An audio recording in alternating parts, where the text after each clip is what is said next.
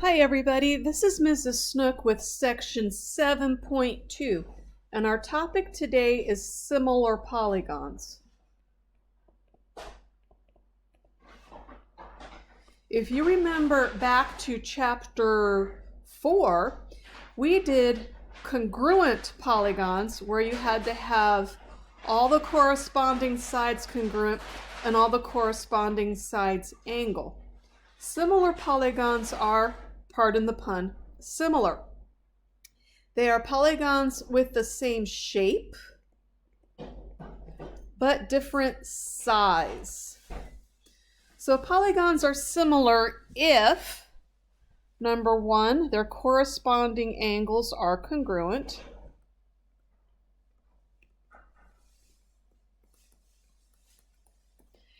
And number two, their corresponding sides are proportional.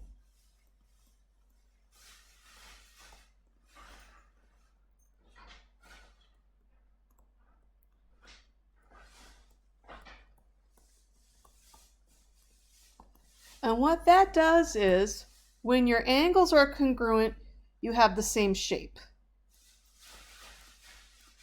And then the proportional sides are what changes the size of your polygons. Now the ratio of those corresponding sides is called the scale factor. And if they're similar, then their perimeters are also proportional. And the perimeter, if you remember, is the length of all the sides of your polygon added together. So let's do a little bit of practice on our scale factor. Now be careful, order matters.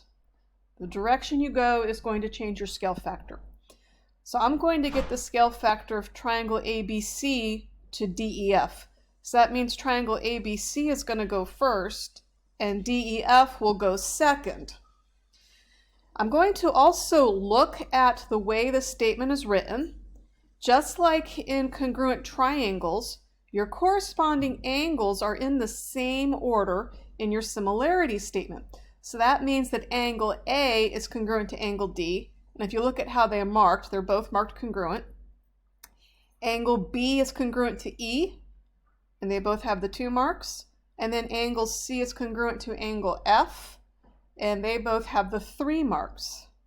So just like in a congruent statement, you can use your similarity statement to match up the corresponding parts.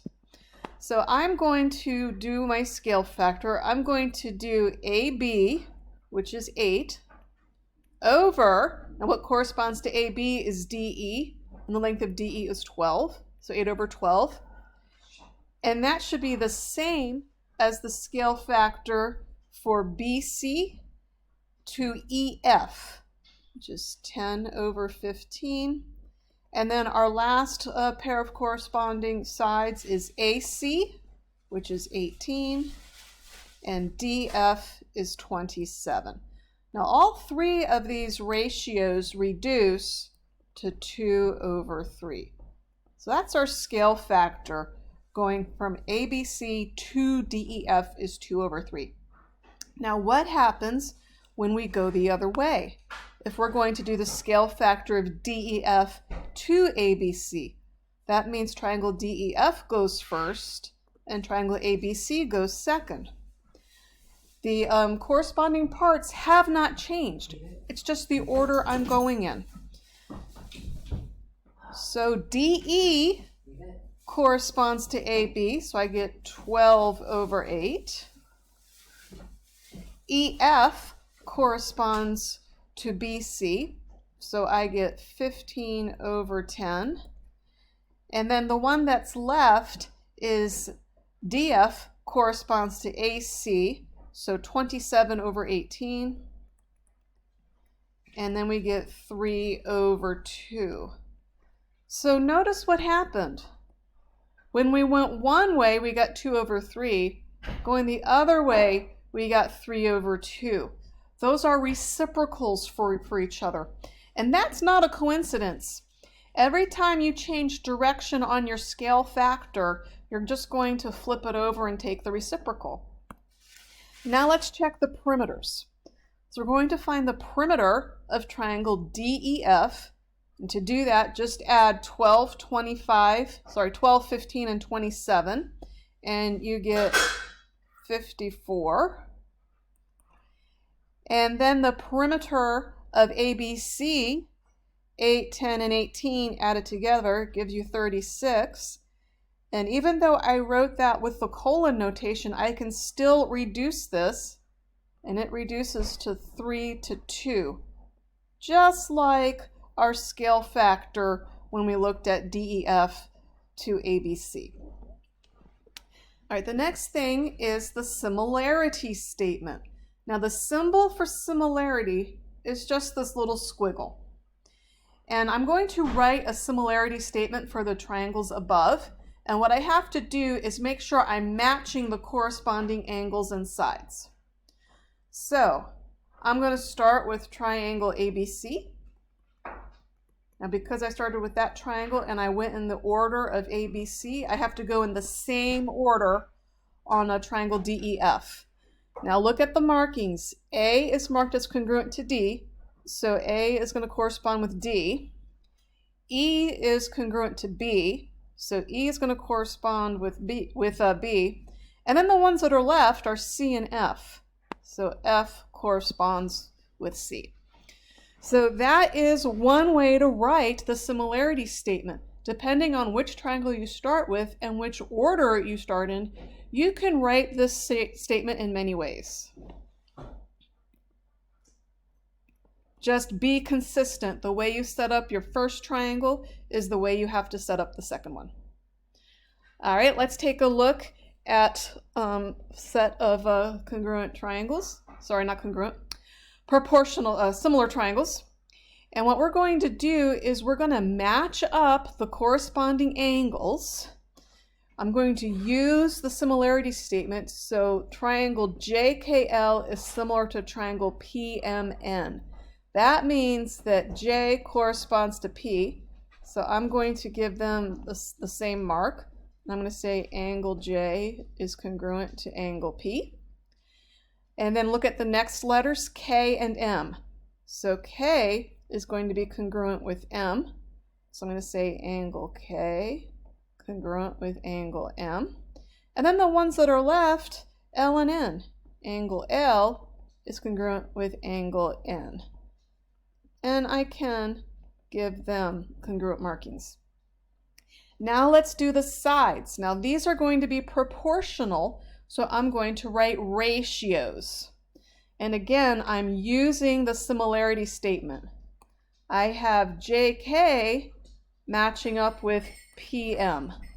So JK over PM, that's going to equal, I'm going to get another pair of sides.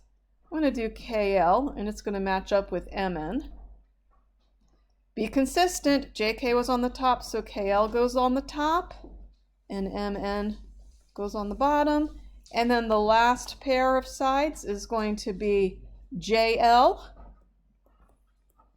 over PN.